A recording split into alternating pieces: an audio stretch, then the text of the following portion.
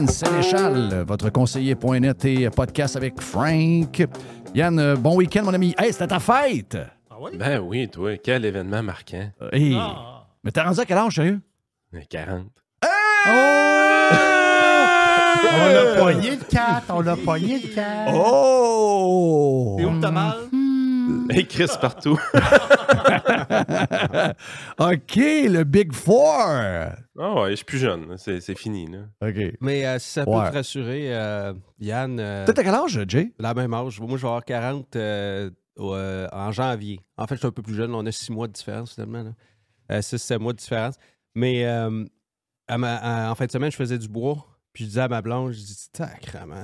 T'as plus 30 ans? Si, j'ai mal. Là. Je ne ferai pas ça encore longtemps. Là. Fait que je te comprends, Yann. Ça Ouais. fait mal. Ouais. Ça commence à faire mal. Hey, moi, dans 4, je vais dire Big 6. Oui. Mais, ouais. Jerry, dans 1.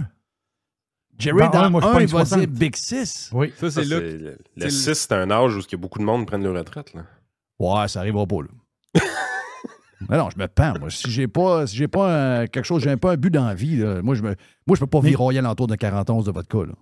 Je peux pas jouer au golf à tous les jours, là. Oublie ça, je vais mourir. C'est ça, parce Non, que ça finit en bouteille. ça finit dans la Oh, bouteille. ça finit en bouteille. Mais dans le sport, Ben, le sport. mais dans le sport professionnel, qui peut se rendre à 40? Des exceptions. Exception, hein? Ouais. Des exceptions. C'est pour ça que c'était Dans le à 34. tennis, Ouais, ça, lui, c'est spécial, là. t'as peu. Ben, Federer, Federer, as-tu pogné de 40, Federer? Nadal. Rendu loin. Nadal, il est rendu à quel âge? hein? Je pense qu'il n'y a pas de 38, Nadal. OK, quand même. T'as pas eu des sports où il y a beaucoup de blessures. Là. C'est tough, là. Hey, là, je sais que tu as une couple de sujets, mais avant, je t'ai envoyé une vidéo, OK? Ouais. La vidéo du Flo qui challenge la police. Bon, la police, on s'entend, là, je pense que c'est une madame police qui était en arrière du volant. Elle n'a pas été forte, là. Mais une fois qu'on a vu ce bout-là, les 2 premières secondes de quelqu'un qui pousse un genre de petite moto, mobilette, je ne sais pas trop quoi, là, t'as le kid qui challenge la police, challenge l'autorité. Ouais. Tu sais, puis je voulais savoir, parce que moi et Jerry, on est à peu près de la même âge. Jerry aussi. Puis je voulais savoir comment ça a évolué à devenir de même. Parce que je pense que c'est un peu la société qui a enlevé le pouvoir aux polices. Puis à l'autorité, les profs, c'est la même chose, les directeurs d'école, les boss ont peur de tout aussi aujourd'hui. Est-ce que ça a été un déclin tranquille, l'autorité, où c'est arrivé d'une claque? C'est-à-dire que vous autres, vous êtes quoi, 40 ans, ça veut dire que vous avez 15 ans de différence avec nous autres, 15 ans, 18 ans de différence. Aviez-vous peur de la police? Aviez-vous peur du directeur d'école? Avez-vous peur du capeux comme nous, on avait peur dans le temps? Oui. Oui. Non, on avait peur de l'autorité. On ne voulait pas se faire pogner pour des affaires croches. Puis les policiers, quand ils arrivaient, ça voulait dire de quoi. Les profs, quand ils levaient le ton, ça voulait dire de quoi. Quand tu te ramassais dans le bureau du directeur, ça voulait dire de quoi.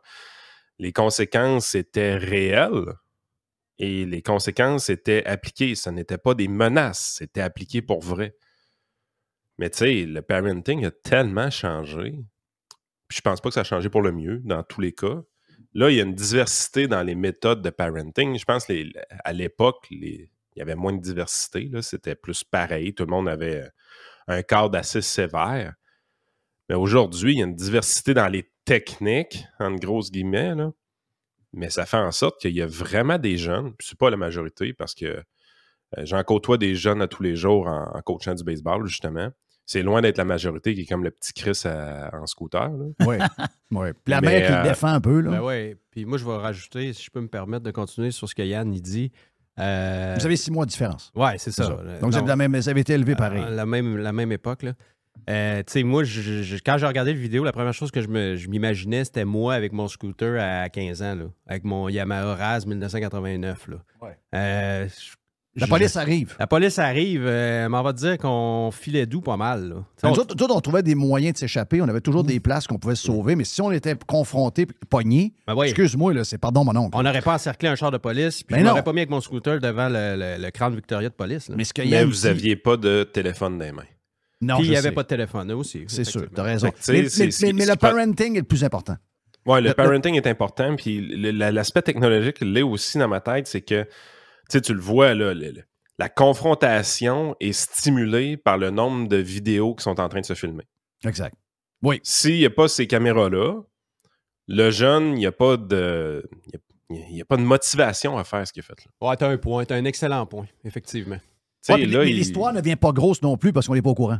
Exact. C'est la parole d'un contre l'autre. Tout le monde va comprendre que c'est un petit Christ. Tout le monde va comprendre que le policier a fait sa job. Puis peu importe la technique policière utilisée, on ne saura jamais la vérité vraiment. Mais là, aujourd'hui, c'est plus ça. Aujourd'hui, c'est... Tout le monde a son vidéo. Tout le monde filme. Tout le monde veut devenir une vedette instantanée. Puis en plus de ça, les policiers sont tout le temps vus comme les méchants dans l'histoire. Oui. Fait que là, on est là, c'est pas une bonne technique. Puis là, il va y avoir un expert qui va dire ça n'a pas d'allure ce qu'elle a fait, papa. Non, mais à la base, on peut-tu tout dire la même chose? C'est un petit Chris. J'imagine que dans le bas du fleuve, même si t'es 15 ans de différence avec moi, que les parents se ressemblaient encore à cette époque-là par rapport aux miens. Puis j'imagine que quelqu'un d'ancienne Lorette, c'est la même chose. Je connais pas mal de monde d'ancienne Lorette. Jay, j'imagine que c'était pas mal pareil. Ouais. Mais moi, là, ce que je vois aussi, c'est... Parce que mon père me parlait de ça. Mon père a enseigné longtemps en maths, en secondaire 5, jusqu'à sa retraite, jusqu'au temps qu'il s'en aille faire autre chose. Puis j'ai été surpris quand il a arrêté l'école. Mon père adorait. C'était un excellent prof de maths. Puis il était apprécié de main du monde. Puis là, j'ai dit, t'as fin de cinquantaine, ou milieu de cinquantaine, tu prends ta retraite après 25-30 ans. Il a commencé à 19 ans à enseigner. Je dis, c'est quoi cette affaire-là? Il dit, on n'est plus capable d'enseigner aux jeunes parce que les parents... Puis là, c'était le début des parents séparés. Donc, ça, il est arrivé ça, puis il dit, on ne peut plus jamais avoir raison avec les parents. Et ça, c'est il y a longtemps, là. Donc, ça s'est dégradé. Parce que nous autres, là, moi, ma mère, mon père, moi, j'étais un petit Christ. Moi, j'étais probablement comme toi, Jay, j'étais pas du monde, là. Donc, beaucoup d'occasions de me défendre, mais ça n'a jamais arrivé. Les parents, dans le temps, puis je ne dis pas qu'il n'y en a pas aujourd'hui qui sont de même, il y en a probablement encore, mais dans le temps, systématiquement, j'ai demandé à Jerry c'était ça aussi, les parents ne prenaient jamais pour nous. Même quand on avait raison, sacrement. OK? Ça, c'était frustrant, mais eux autres, là, ils prenaient systématiquement pour l'autorité. Peut-être des fois, ça menait à des affaires un peu bizarres, mais tout ça, une fois que ça a été fini, là, on dirait que ça a provoqué ce qu'on provoque là. Les profs ont peur de mettre de la discipline dans la classe. Le directeur d'école ne veut pas... tu sais, c'est peut-être arrivé de manière sournoise, mais moi, je pense, comme tu as soulevé, c'est beaucoup la différence de comment on élève nos enfants. Oui, puis le bout aussi des familles séparées, c'est sûr que ça a un impact, puis il ne faut pas se le cacher, parce que, tu sais, ce qui rend la chose un peu plus facile d'être un parent sévère. Parce que moi, je considère que je suis un parent sévère avec mes enfants. Quand vous êtes les deux ensemble? Ben, ce qui rend ça facile, c'est quand j'ai le support de ma femme, elle a mon support aussi. Tu sais, c'est déjà arrivé que le kid a déjà voulu passer par-dessus la tête à sa mère. Tu sais, je veux dire, elle mesure 5 pieds 2, lui, il est rendu à 5 pieds 8. Tu sais, il faut qu'il apprenne à dealer ses émotions, qu'il apprenne à dealer sa testostérone, tu sais, il faut... Il a déjà levé le ton envers sa mère, puis c'est la grosse voix profonde du père qui l'a remis à sa place, là, tu sais. Ouais. Mais tu as besoin du support des deux pour être capable de faire ça. Puis, tu sais, même des fois, être deux, ça aide à venir balancer tout ça. Des fois, on veut être trop sévère avec eux autres. Il faut leur donner un espace de liberté. Il faut les laisser prendre des risques. Il faut les laisser se planter. Puis, il faut leur amener une conséquence. Il faut leur amener après ça une réflexion. Mais il ne faut pas que tes parents se contredisent. Là. Ça c'est pièce d'affaires. C'est ça qui est tough. C'est plus tough, là. Non, c'est pareil. C'est pareil. ça qui arrive. C'est là que l'aspect séparation entre en ligne de compte. C'est quand les deux parents sont séparés, souvent, justement, il y en a un qui tire la couverte d'un bord, l'autre tire la couverte de l'autre. Parce qu'ils sont en chicane des affaires. Il y a une nouvelle blonde, n'importe quoi, des affaires par rapport. Là. Exact. Par rapport avec ça. Là. Écoute, en fin de semaine, ce que tu dis là, Yann, c'est qu'en fin de semaine, j'étais dans un stationnement. Puis, les gens qui vont, mettons, dans certains pays d'Europe où il y a encore ce côté-là, mettons en France. En France, les parents sont très rough. Très rough avec les enfants. OK? En fin de semaine, j'ai fait un show. Mais les Européens sont rough avec les enfants. En général. Oui. Plus que les Nord-Américains. Les Nord-Américains, on a vraiment ramolli comme parents. Et en fin de semaine, je suis dans un stationnement. OK, il y a beaucoup de monde. Et là, le petit gars, il est fatigant. Moi, je suis pas loin, je suis en train de charger des affaires dans mon auto. Puis là, le petit gars, il est fatigant. Puis sa mère essaye, puis il continue. Puis l'autre est correct, là. L'autre, lui, il est rentré dans le char, puis là... Mais là, à un moment donné, le père se fâche. « Hey, tabarnak! Je t'ai dit, va t'asseoir! » Mais là, hein? Là, je suis certain que... Puis moi, c'est drôle, hein? Quand j'ai vu ça, j'ai dit... Oh, yes. Oh oui, là, c'était le temps qu'il fasse de quoi, là? Mais c'est pas tout le monde qui va avoir cette réaction-là. Je sais, la majorité vont dire « Hey, c'est quoi cette affaire-là de crier de même après son gars? Imagine-toi comment est-ce qu'il doit être à la maison, il doit le battre. » Ben moi, je pense que ça manque un peu. Se faire saisir les ouïes sans se faire saisir les ouïes, un esti de saut, là. De temps en temps, ça peut faire, là. Puis en même temps, comme je te dis, j'en coach du baseball, j'ai coaché beaucoup les plus jeunes dans les dernières années. Là, je coach des plus vieux. Je suis dans le bantam, puis tout ça. Puis on commence la saison, puis il y en a des écarts de comportement. Puis ils font le saut souvent, les gars, parce que c'est la première fois qu'ils tombent sur un coach aussi sévère. Oui, c'est ça. Moi. Mais en même temps, je sais que je ne ferai pas ça tout l'été. Je sais que je n'aurai pas à faire de la gestion de comportement tout l'été. Parce qu'historiquement, généralement, je fais ça dans les 3-4 premières games. Puis après ça, les gens, ils me saisent, ils comprennent ce qui est permis, ils comprennent ce qui n'est pas permis, puis après ça, ils restent dans le cadre. Puis après ça, ça se passe bien, puis c'est fluide le reste de l'année. Mais est-ce que tu as des problèmes avec les parents? Non. Non? Ah, ça, c'est non. bon.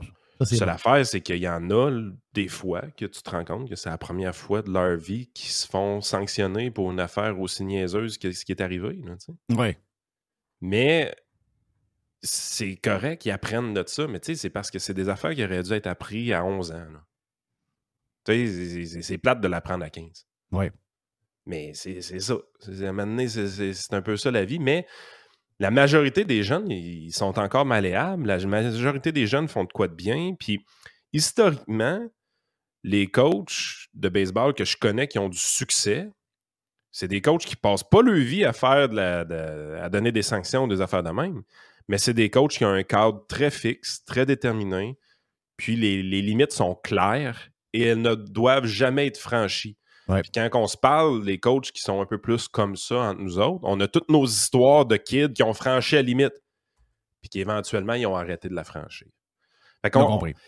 C'est un peu ça, à un moment donné, je pense qu'il faut qu'on réalise tout le monde ensemble, c'est que il y a des excès dans tout. Battre un enfant, ça n'a pas de crise de bon sens. Okay? Ça, on a tous convenu de ça à un moment donné dans notre société. Là. Ça n'avait pas d'allure faire ça, fesser sur un enfant. Mais la résultante de ça, c'est que des fois, on les a mis dans le papier bulle aussi. Là. Ben, mais hein. Tu sais, je veux dire, on comprend tout qu'il ne faut pas le battre, on comprend tout qu'il ne faut pas le frapper, mais tu sais, je veux dire, on n'est pas obligé de l'envelopper non plus. Là. Non, c'est toute l'histoire de Caillou. Là. Ah, Caillou, t'as tout viré la cuisine de bord, il y a de la farine partout. Caillou, c'est ça qui a fait. C'est ça qui a fait. Maman va ramasser Caillou. Va t'amuser dans le salon. C'est là que ça a peut-être commencé un peu aussi. Oui. Parce que ça retourne dans l'histoire. Ben Caillou, les mères d'aujourd'hui, c'est pas mon époque. Là, les mères d'aujourd'hui, c'est les mères qui ont écouté Caillou jeune. Oui. Ben, Caillou a fucké le chien. Caillou, a fucké le chien pour vrai. Caillou a fucké le chien pour vrai. Mais en tout cas, je vais dire une affaire, juste pour finir ce sujet. S'il pensait faire son fin qui sont leurs vidéos, ses réseaux sociaux, il fait un Christy de tour de coffre de char, le jeune. Il n'y a pas grand monde qui le trouve brillant. Là. D'après moi, s'il regarde tout ce qui se passe partout, à part peut-être une couple de ses chums proches, il ne veut pas trop y dire, il ne doit pas trouver ça drôle. Hey, je change de sujet complètement. Je m'en vais vers... puis on va passer vite là-dessus, parce que je sais que toi aussi, tu en as un de ton bord.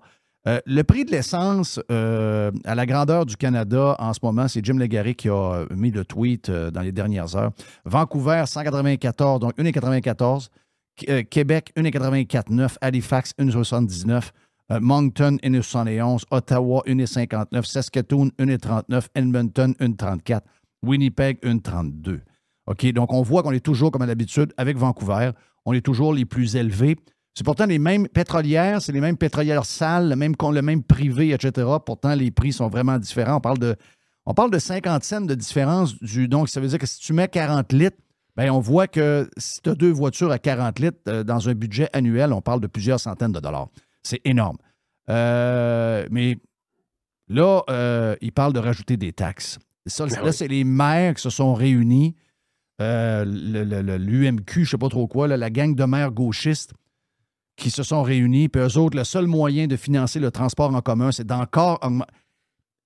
Yann, est-ce que ces gens-là comprennent qu'il y a du monde dans la misère, puis que là, on a franchi, on est rendu trop loin dans l'histoire des taxes.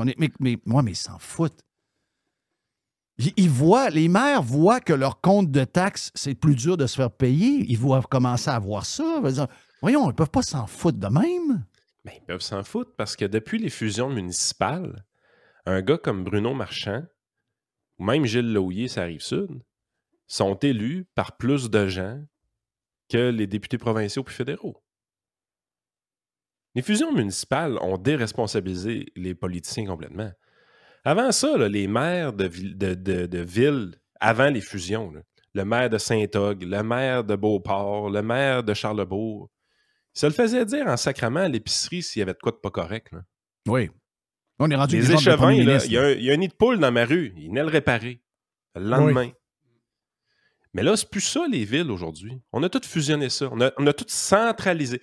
Un jour, les Québécois vont peut-être finir par comprendre que ce qui ne marche pas, c'est la centralisation. Quand tu centralises, ça veut dire que tu amènes toutes les ressources à la même place. Ça veut dire que pour que ça fonctionne, ça te prend des fonctionnaires. Tu fonctionnarises tous les services que tu donnes. Tu crées des jobs avec des gros fonds de pension et tu déresponsabilises complètement l'élu envers la population.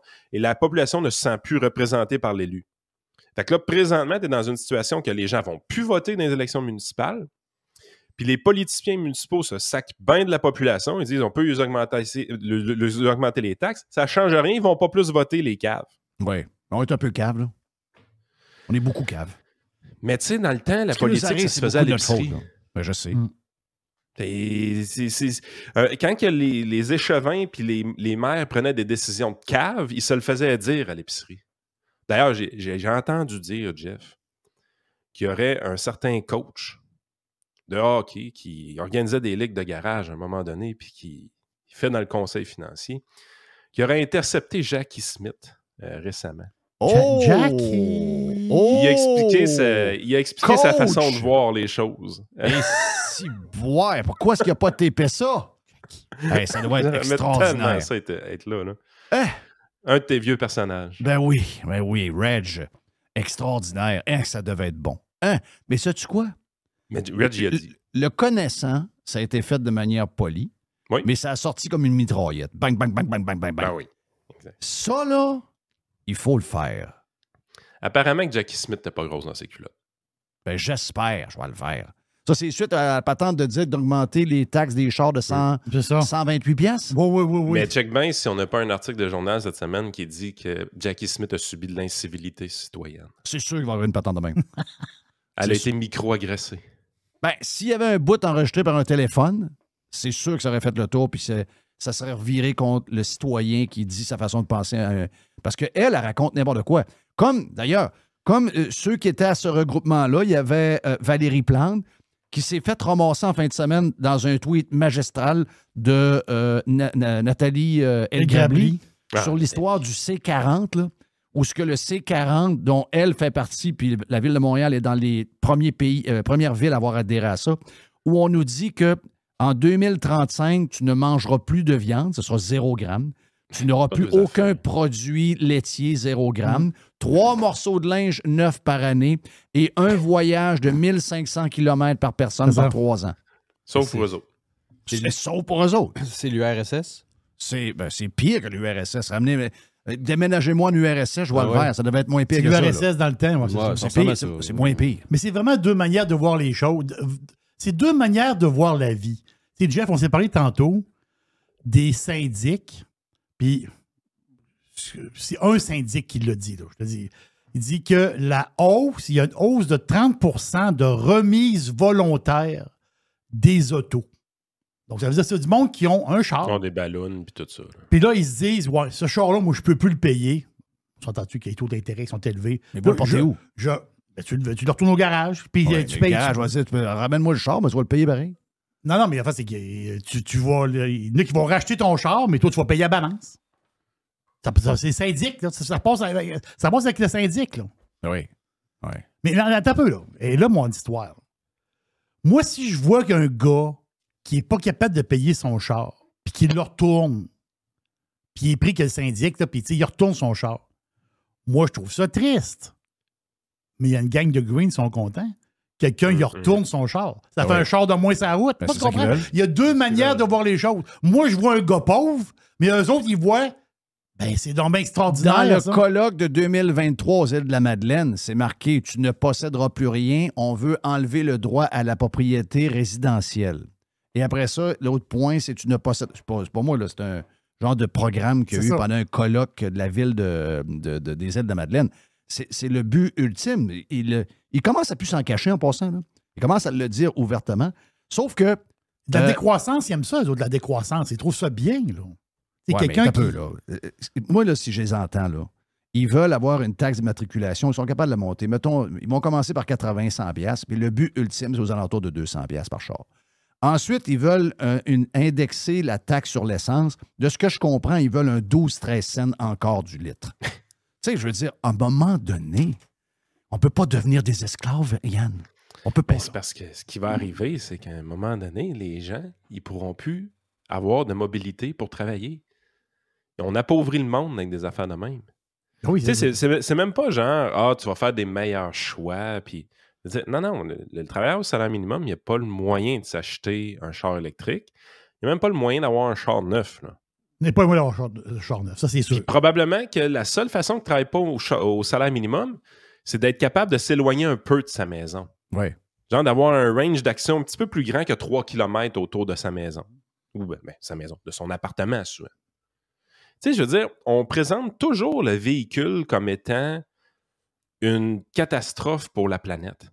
Mais à un moment donné, c'est aussi un outil de libération économique. C'est un outil d'ascenseur social également. C'est un ascenseur social, un véhicule. Ça te permet d'aller chercher un meilleur emploi en agrandissant ton territoire d'action. Y en a-tu des fois qui pensent un peu comme ça, des fois, dans leur vie? Là, il y en a pas.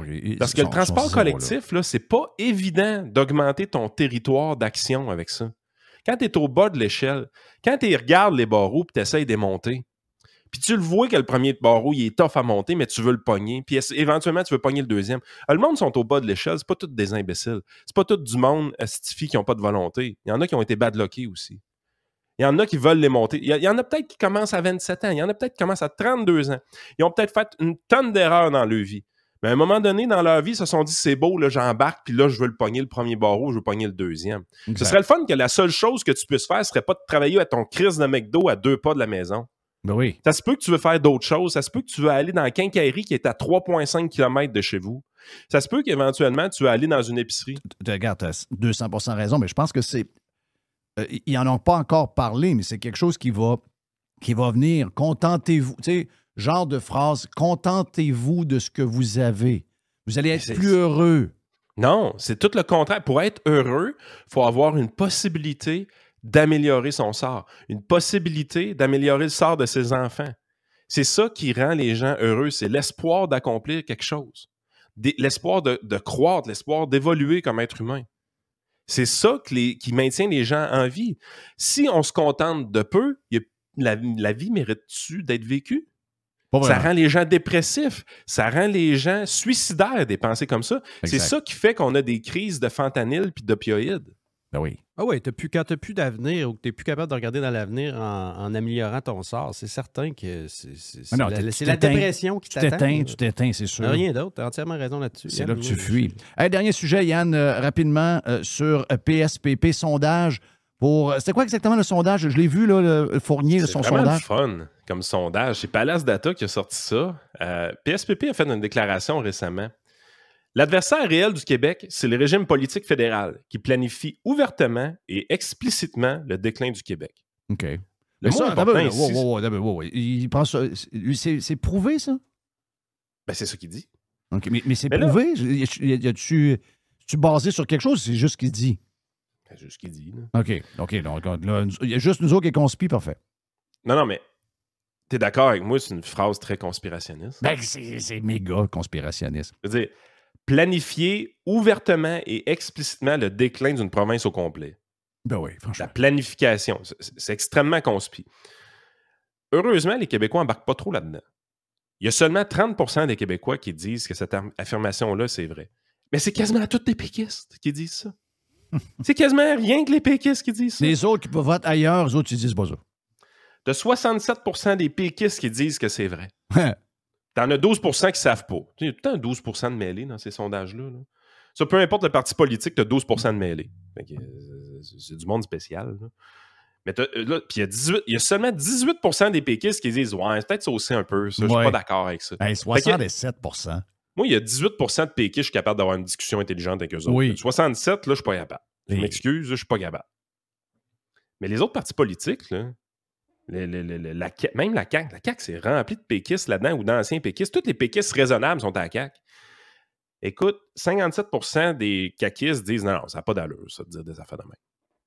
Ça n'a pas de bon sens. Il y a juste à peu près 23 % des caquistes qui disent wow, le fédéral. Fait que les péquistes, les péquistes à la CAQ, là, il n'y en a plus ben. Non. Des bons vieux caribous, là, il n'y en a plus ben.